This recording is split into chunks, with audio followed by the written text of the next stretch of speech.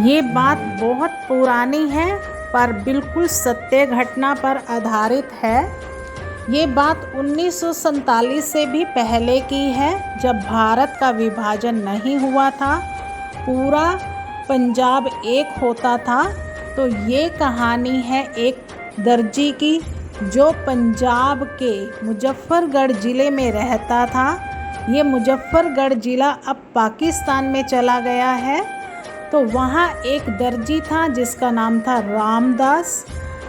वो उस गांव में रहता था और अपनी एक छोटी सी दुकान चलाता था। आसपास के लोगों के कपड़े सिलकर अपने परिवार का वो भरण पोषण करता था। रामदास बड़ा सीधा और सच्चा भगत आदमी था और वो काम करते करते, कपड़े सिलते हुए भगवान की लीला का गुणगान किया करता। कभी कपड़ा मशीन से सिल रहा होता तो भी परमात्मा का उच्चारण करता, कभी वो हाथ से भी सिलाई करता तो निरंतर वो सिमरन करता रहता। निरंतर सिमरन करते रहने से उसका मन बिल्कुल पवित्र हो चुका था। अतः भगवान से प्रेम था और संसार से उसको वैराग्य हो चुका था। उसका जीवन शांति में था और संतोष से बीत रहा था। हर समय प्रभु सिमरन करते रहने से वह हर समय प्रभु को ही अनुभव किया करता। परंतु कहते हैं ना कि भगत अपनी भक्ति में तभी सफल होता है जब उसकी परीक्षा होती है।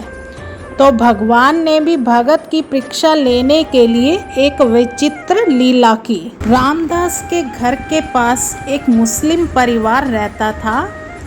उस परिवार में एक व्यक्ति रहता था जो रामदास से बहुत द्वेष रखता था।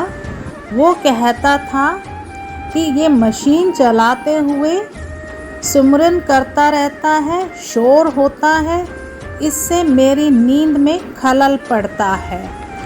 तो कोई मैं ऐसा काम करूं जिससे ये भगवान का सिमरन करना छोड़ दे।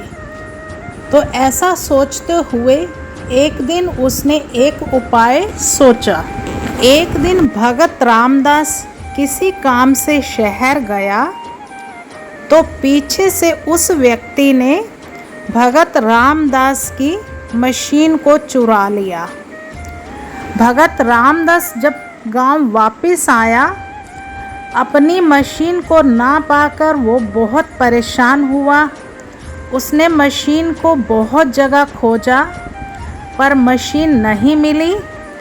तो अंत में उसने अपने मन को समझा लिया कि यही प्रभु की इच्छा होगी, भगवान की मर्जी यही है। भगत की यही पहचान होती है ना, वो भगवान की मर्जी मानकर उसको जो भी परिस्थिति होती है उसको स्वीकार कर लेते हैं। भगत रामदास ने भी यही किया। उसने मशीन की चोरी होने की सूचना भी पुलिस को नहीं दी और वो दिन रात भगवान का अब सुमिरन करने लग गया। इधर भगवान को अब चिंता होने लगी कि मेरे भगत का भरण पोषण इसी मशीन से होता था, अब ये कैसे होगा। ऐसा होता है जब हम भगवान का चिंतन करते हैं, सिमरन करते हैं, तो भगवान को भी हमारी चिंता रहती है। तो ये सोचकर प्रभु ने एक विचित्र लीला करी। जिस व्यक्ति ने मशीन चोरी करी थी ना, उसके हाथ पर एक फोड़ा हो गया। तो जब उसके हाथ में फोड़ा हुआ तो वो वैद्य जी के पास गया उसकी मरहम पट्टी करवाने के लिए। वैद्य जी अच्छे जानकार थे। उन्होंने देखा, उन्होंने कहा कि ये तो बहुत ही भयानक फोड़ा है, ये कैसे हो गया। तो वो व्यक्ति कहने लगा, मुझे नहीं पता, मैं रात को सोया हुआ था, सुबह उठा हूँ तो ये फोड़ा हो गया। वैद्य जी ने उसका इलाज शुरू कर दिया और कुछ समय के बाद वो फोड़ा ठीक होना शुरू हो गया। पर अभी वो फोड़ा ठीक हुआ ही नहीं था पूरा कि उसके दूसरे हाथ पे एक फोड़ा और हो गया। अब वो फिर से वैद्य जी के पास गया।